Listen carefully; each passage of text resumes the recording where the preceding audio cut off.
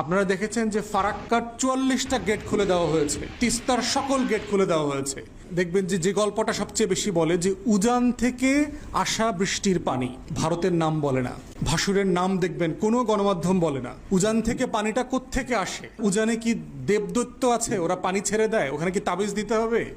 ওখানে কে আছে যে পানি ছেড়ে দেয়? উজান থেকে দুইভাবে পানি আসে। উজানের দেশ মানে কোনটা? ভারত।